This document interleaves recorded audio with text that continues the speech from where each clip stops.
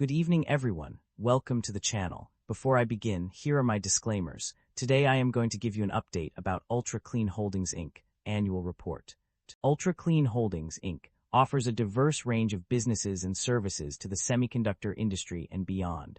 At its core, the company provides critical subsystems, components, and parts that are essential for the development and manufacturing of advanced systems. One key area of focus is gas delivery solutions, which include precision thermal products, valves, connectors, and other equipment necessary for precise temperature control. The company also offers a range of assemblies, including wafer transport systems, mechatronic assemblies, and process modules, as well as weldments and frames that meet exacting standards. In addition to these hardware-based services, Ultra Clean Holdings provides cleaning and analytical services, including tool part process optimization solutions, analytical verification of process tool chamber part cleaning effectiveness, and microcontamination analysis. These services are designed to ensure the cleanliness and quality of semiconductor equipment and components. The company's expertise extends beyond the semiconductor industry, with customers in display, consumer, medical, energy, industrial, and research equipment industries also relying on Ultra Clean Holdings products and services. With a history dating back to 1991, the company has established itself as a trusted partner for companies requiring high-quality subsystems, components, and cleaning solutions. Ultra Clean Holdings, Inc., UCTT, has seen its stock price skyrocket by 120.34% in the past year due to a combination of factors. The company's strategic positioning within the expanding semiconductor market, driven by artificial intelligence, AI, has been a major catalyst for this growth. The industry is experiencing an AI-driven supercycle, or a structural expansion for wafer fab equipment, which is expected to see significant growth in 2025 and beyond. Ultra Clean Holdings' role as a provider of critical subsystems, components, and ultra-high purity cleaning services has made it a beneficiary of the increased capital expenditures by chipmakers. The company's forward-looking statements have been overwhelmingly positive, with its UCT3 strategic initiative aiming to quadruple revenue to $4 billion by 2030. This ambitious long-term vision has instilled investor confidence in the company's growth trajectory. The company's strong Cone 2026 guidance and anticipated business acceleration from Q3 to Q4 2026 have also contributed to its positive momentum. Additionally, the recent convertible senior notes offering and share repurchase plans have signaled strong confidence in future stock appreciation. Multiple equity research analysts have reacted positively to UCTT's prospects, reiterating buy or outperform ratings and significantly raising their price targets for the stock. While Ultra Clean Holdings reported a GAAP net loss for the full year 2025, its strong long-term growth potential driven by the AI sector has been a key driver behind its stock price surge. The company's positive forward guidance and strategic positioning within the expanding semiconductor market have made it an attractive investment opportunity for investors. Ultra Clean Holdings, Inc., market capitalization of $3 billion is materially smaller than most of its industry peers of roughly $8 billion. Ultra Clean Holdings, Inc., trades at a higher price-to-book ratio of 3.57 times relative within the industry. While the stock does not screen as absolutely cheap, mixed valuation, signals relative to industry peers prevent a definitive conclusion. With the broader industry trading at lower valuation levels, this may reflect transitional pricing dynamics rather than clear mispricing, warranting further analysis of earnings quality, growth sustainability, and balance sheet strength. The leverage on the balance sheet appears elevated, with liabilities of 55% of total assets. This raises some concern, and we should examine the industry and nature of the business to determine whether they justify the elevated leverage. Average liabilities have declined over the past 5 years, indicating improving balance sheet discipline and reduced financial risk. Shareholder equity has weakened over the past 5 years, accompanied by declining or negative operating income. This suggests the business may be eroding shareholder value and warrants caution. The share count has increased while revenue and shareholder equity are declining. This indicates that management has not yet proven the business model is sustainable. This makes the investment case highly unfavorable. The income statement shows that the company revenue have been declining annually and operating income have not been increasing. This shows that the business is under pressure with rising cost and its management is unable to expand the business. The primary drivers of revenue growth or decline can be attributed to several key factors. Acquisitions have played a significant role in the company's growth, particularly the acquisition of His Innovations Group. Government grants and subsidies have also contributed to the company's revenue, providing an additional source of income. In addition to these external factors, changes in segment performance and geographic revenue have also impacted the company's overall revenue. The breakdown of revenue by product and service has shown fluctuations over the years, with some segments experiencing growth while others decline. Similarly, revenue generated from different geographic regions has varied, with some areas contributing more significantly than others. The company's largest customers have also had a notable impact on its revenue. Key customers such as Lam Research Corporation, Applied Materials, Inc., and ASML Holding N.V. have accounted for a substantial percentage of total revenues. The significant accounts receivable balances from these customers further highlight their importance to the company's financial performance. Overall, the interplay between acquisitions, government grants, segment performance, geographic revenue, and key customer relationships has driven changes in the company's revenue over time. The net income of the company underwent significant fluctuations between 2023 and 2025. Initially, it decreased by 672%, from $-22.2 million in 2023 to $-171.6 million in 2025. However, a closer look reveals that this decrease was largely due to a goodwill impairment charge of $151.1 million. Excluding this one-time expense, the net income actually increased slightly. The profit margins also experienced a decline across various segments. The product segment saw its margin drop from 15.3% in 2024 to 14% in 2025, while the services segment's margin decreased from 29.6% to 27.7%. The total company profit margin also declined from 17% to 15.7%.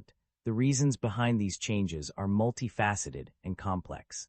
Increased competition, loss of market share, and price reductions all contributed to declining sales volume and gross profit margins. Additionally, inventory write-offs, charges for unsaleable or excess inventory, and disruptions in IT systems further exacerbated the situation.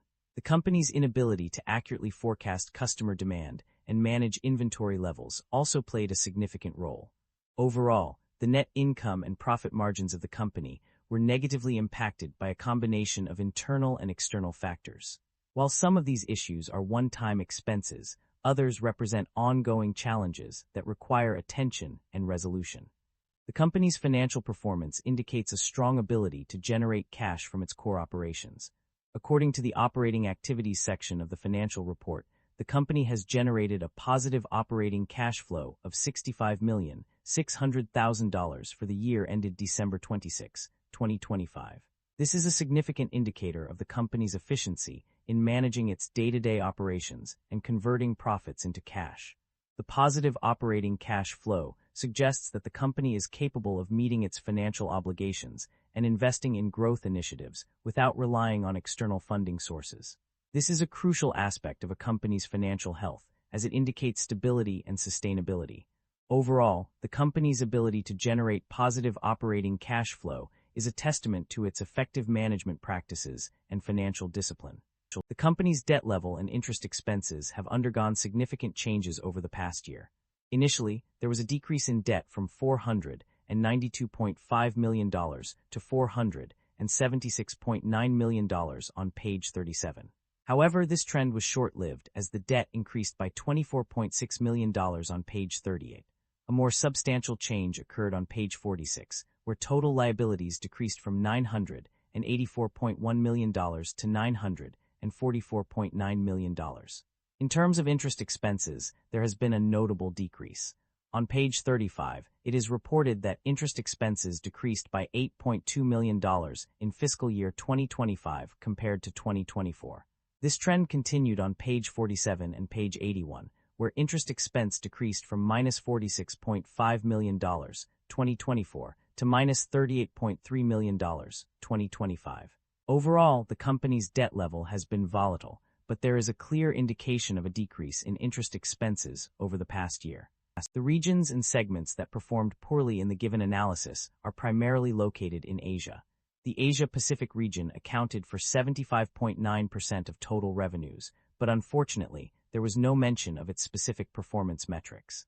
Within this region, Asian markets, South Korea and China all showed poor performance. On the other hand, the EMEA, Europe, Middle East and Africa, region did not have a clear indication of either good or poor performance in terms of revenue generation. However, it is worth noting that it generated 73% of revenues in fiscal year 2024. The Americas region also lacked specific data to determine its performance. In addition to the regions, two segments, products and services, were mentioned, but did not have any specific performance metrics provided. Management is optimistic about the company's outlook, citing growth in the semiconductor market driven by multi-year industry demand. They expect to expand their position as a leading solutions and service provider, increasing market share with OEMs and IDMs through equipment outsourcing and service offerings. To achieve this, they will focus on efficient manufacturing, reduced design-to-delivery cycle times, and increased integration with OEMs. The company's growth strategy is supported by the services business, which is benefiting from device manufacturers' reliance on precision cleaning and coating to produce advanced devices. Management also plans to retain earnings for use in the business, rather than paying dividends, and has authorized a share repurchase program of up to $150 million over 3 years. While management acknowledges risks such as foreign currency exchange rates, political instability, and restrictive governmental actions, they are confident that their strategy will drive growth and expansion.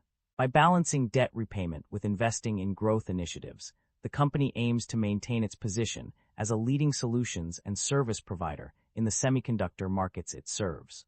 The company's financial strategy has been focused on share repurchases rather than dividend payments.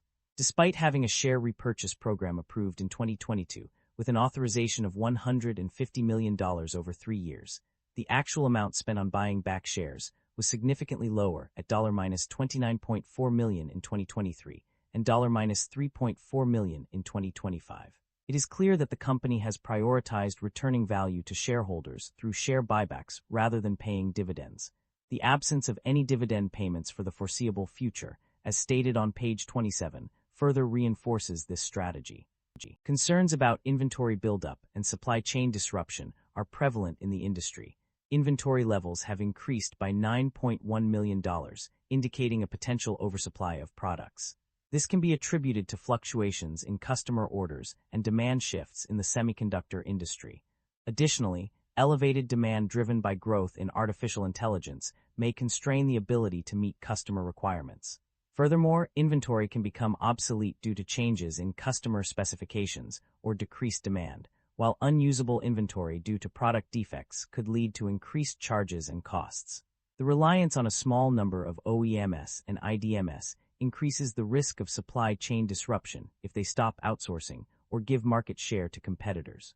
Supply chain disruptions are also a concern, with potential risks including sustainability and environmental impact affecting operations, oversupply reducing demand for capital equipment and services, and uncertainty regarding the global economy causing customers to scale back operations. Suppliers may fail to provide necessary components or raw materials in a timely manner, while obtaining sufficient quantities of components and raw materials can be difficult. Disruptions in IT systems or internal controls can lead to delays, incorrect inventory counts, and loss of inventory. Natural disasters, geopolitical conflicts, uncertainty, and restrictions on movement and commerce in China also pose concerns for supply chain disruption. Tariffs and retaliatory tariffs on raw materials sourced from China may increase costs and render products less competitive. That concludes the financial summary for Ultra Clean Holdings Inc. Feel free to comment below, and I will be happy to answer them when possible.